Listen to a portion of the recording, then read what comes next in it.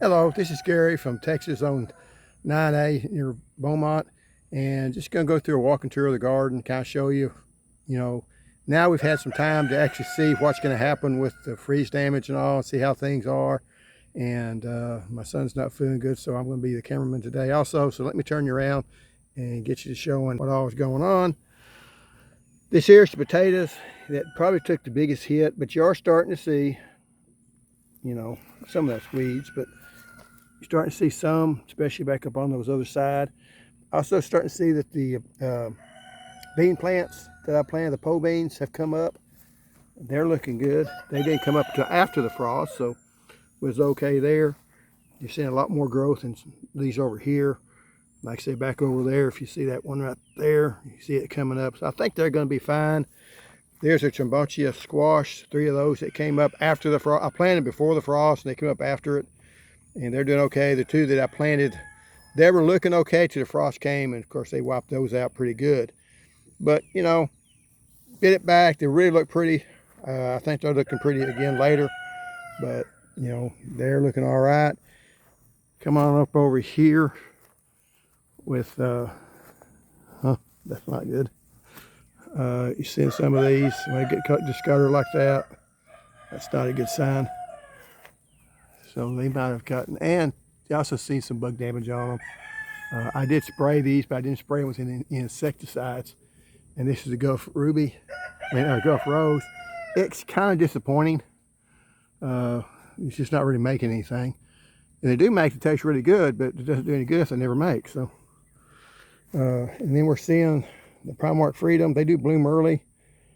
Kind of concerned a little bit about they don't look like they're starting to put out much. Like those blooms might got bit back, but they still got some other blooms just coming on, so I think that'll be okay. I got a lot of blooms down here. Now I still think it's Primark Freedom too. This tree's starting to bloom out. This is the seedling tree. It's kind of on its last hope. If it's going to do something, better do it this year. Last year it never did. It had one fruit on it. It just never did. It was way late, and then finally something got it. It was like in almost August, I think, before, and it was still on there. But we'll see how it's going to do. This is the Ujitsu tree, a lemonade tree. I do have the New Zealand lemonade tree up at the house, so we're going to get to compare the two. It is blooming. Smells good. It got a little bit of damage on it, but not much. There's the big bumblebee. And, and that's about all the fruit that you want on it. It tends to overproduce, which isn't all bad. You're going to get some dead, like that's a dead limb there, and he's cut out. But, it's going to make this year. And it'll make probably a couple hundred fruits. So it's doing well.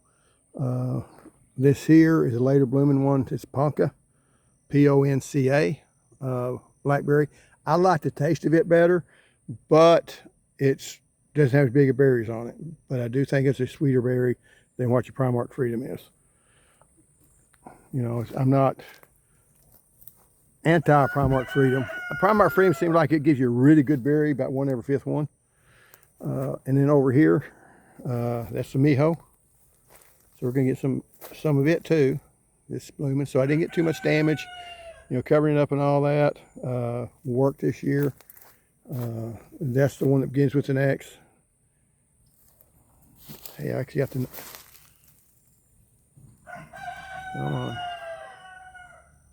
Yeah, that one there. So it's looking nice. Like I say, the frost got the tips of it, but it's still blooming. You're gonna have lots of fruit on it. Did not have as good luck with this one. This is Cara Cara. I just don't think navel oranges. I don't think a regular orange just doesn't make. I won't call everything a navel. It's a big orange. It's not showing much blooms on it. It is getting crowded by that tree there, which is Gulf Beauty. It's a pollinator for the other tree over there. So, and its fruit's just okay. This one here is Mr. Mac, and it is a good hardy, winter hardy variety. It's made really well for me. That dead branch, you see, I clipped that back because I was going to cover the top of it, and I'm waving my hands like you can see me. And like I say, it got nipped back just a little bit, but it didn't hurt the buds. So I'm still going to get, the fruit. Didn't make much last year, but we had a kind of a hard freeze later on. So it's looked like we're going to be doing better this year. So as far as the oranges and stuff, we're looking good. And this there is an old, I was going to put in grapes there, and I got 3 or 4, 5 varieties of grapes, and I never did anything with it. I can still do it because the grapevines are there, but I just haven't. It's one of the things I hope to get around to it one of these days. Will not ever do. It remains to be seen. I have seen on these, let's see, you see, see that one there? That one died on me. That little fruit there. So that frost got it. See how it's kind of dark? But didn't get all of them. And I could say that one there's not going to make it either. You can see it. But it's still going to have some on it. So I should be okay. And I never did get around to thinning it out like I needed to. Mowing up underneath it. And I'll probably get in there and mow all that out. If you're not careful, this will turn into a thicket. And some people's going to say it's already a thicket, but it could get worse. So, and this tree here has never produced me a fruit tree, peach yet, though it looks good. It looks pretty. It's got a good scaffolding to it. It's got some blooms on it. It just never has produced. That tree over there did produce 1 year, and then 1 year it was laden down the fruit, and then the brown rot got it all. So, but they weren't taken care of. It's not its fault per se. That there is a big beautyberry plant that's native. They just came up. I even tried to kill it once and didn't kill it, so I just left it there. And this is the Nectaplum. Got really, I forgot the name of it again, but it's a cross between a nectarine and a plum, and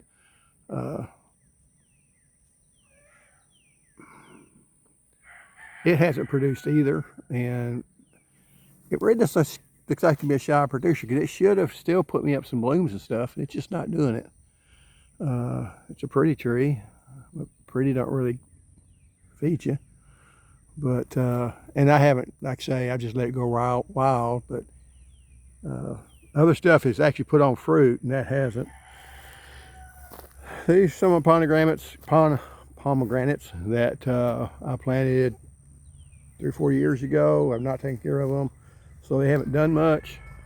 And I got a smaller one in there somewhere. I used to have. Yeah, there it is. And I thought about taking it up, but I'm not sure it's going to make it. That nice freeze, and put it in a pot just to see if it'll do better. Cause I've planted them, and I've never watered them, never fertilized them. These are the onions.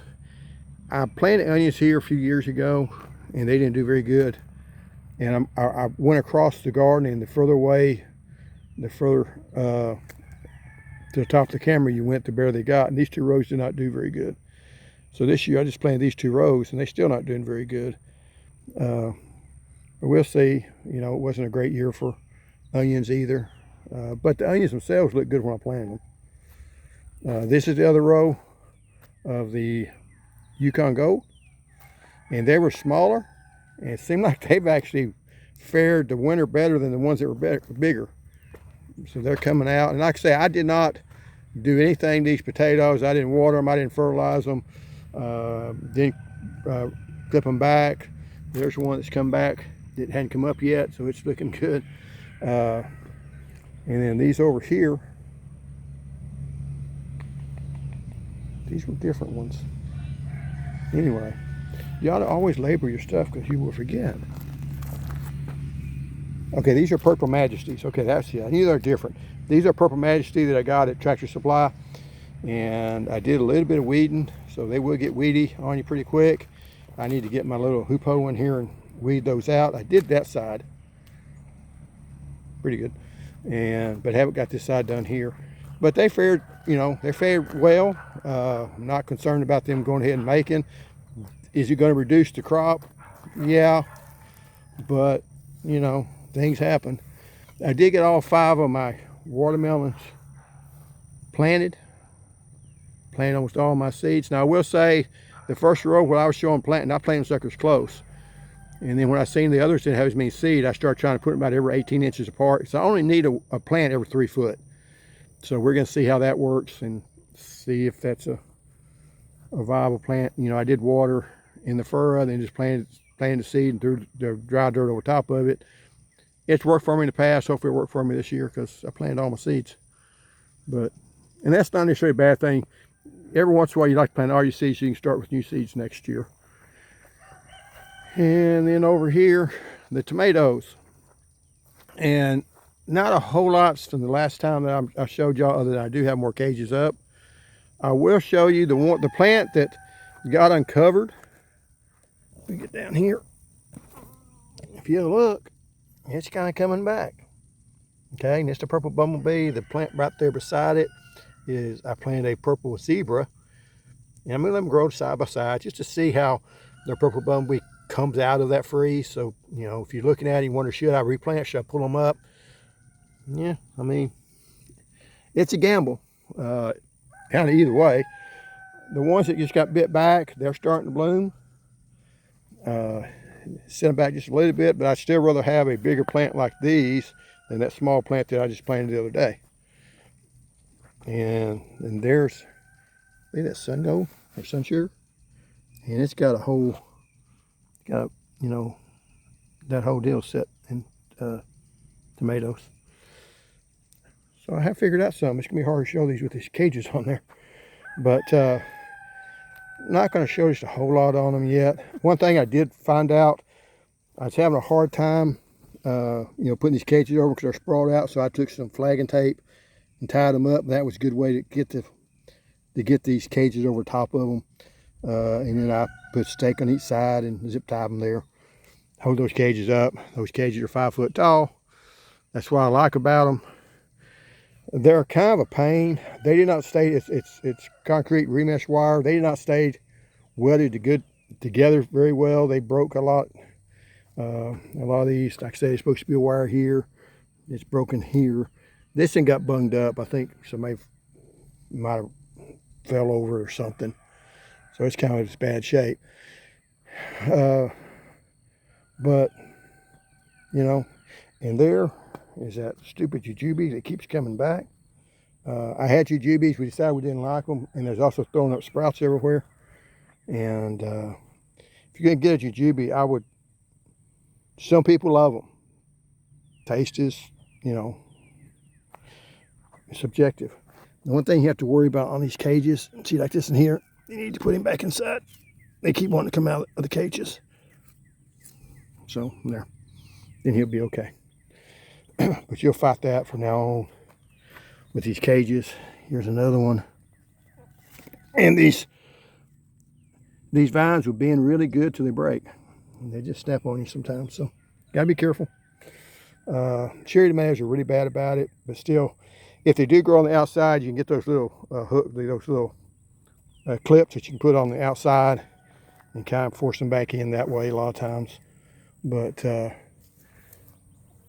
I don't know if I got enough. I don't think I got enough cages, so I'm gonna try to finish off the cherry tomato cages and finish these cages off, and then I may have to use the Florida weave on the other ones. These need to be done really quickly. These should have already had like probably 2 wires, if not 3 on them. But I still haven't cleaned up from the freeze all the buckets here. So, and I did get some mowing done. And then here's where I planted the green beans. Replanted them. Went and dug up the ones that were still okay. There just wasn't enough of them to try to salvage it, so I just replanted those. And then I guess I'll show you. Now, one thing I did notice when I was mowing, we did get some damage on there. But if you look down here, let me see if it shows that very good. See those little dark spots? Those are pears.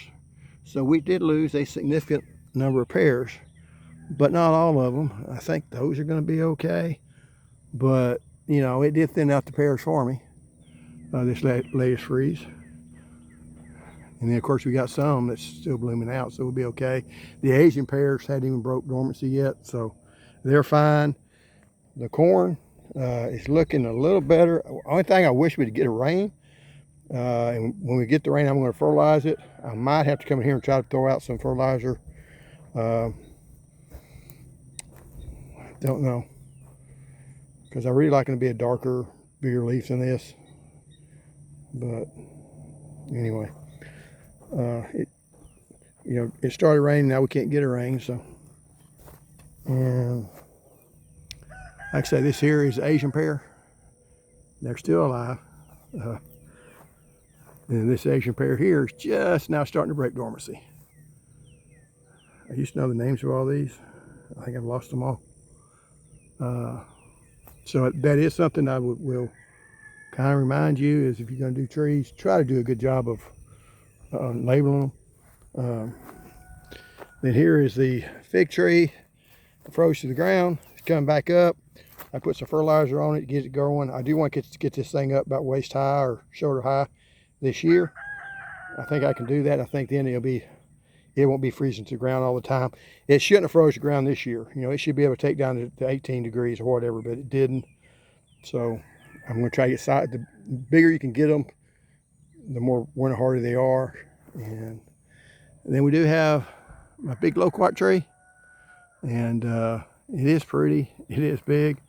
Don't think it's going to produce any fruit this year for me. But like I say, we got really cold, and you know, when we get down that cold, and I say that, let's see, I think there's some blooms right up there, which is weird. They were supposed to bloom this time of year. But, so maybe well, there's some blooms right there. But, I don't know if you can see it or not. I'm not as good a cameraman as my son is. But, anyway, I'm not seeing, even the smaller ones I've seen down low, I'm not seeing them either. But like I say, really, we're just in kind of a weird area. You keep hoping you're going to make fruit, but, you know, in my area, the old 8B, 9A, it's just hard to get these things to actually produce unless you put them in a container and bring them back in. But you will some years. I mean, if we get a mild winter, or if we get an early winter, and then they bloom after that early winter, we'll be fine too. But, you know, I can't believe they're still blooming. So maybe that makes some. And you can see they suffer a little bit of damage too right here. They don't look quite like they should. But like I said, we're not supposed to get that freeze like we got. But anyway, there's another one of the, no, that's a leaf. There's another one of the ornamental pears that's breaking dormancy. There's the other one. There's another pear there that's blooming out. I think that's a sand pear. You know, just a wild sand pear. And here's the other ones. I do have this one tree here that was a N33 navel orange. It froze back. I got the rootstock growing. If I ever learn how to graft, and I'll be the type I have to go to a course to learn how to graft, because I just won't do it reading a book or even YouTube. I just rather get hands-on. Guys show me hands-on how to do things. I learned that way a lot better. But anyway, I guess that's the only other one I got is this. Again, this is another Gulf Rose. It does concern me that the fruit's turning colors. They shouldn't. Not yet. They sure not close enough to being. But, you know, that's why I plant the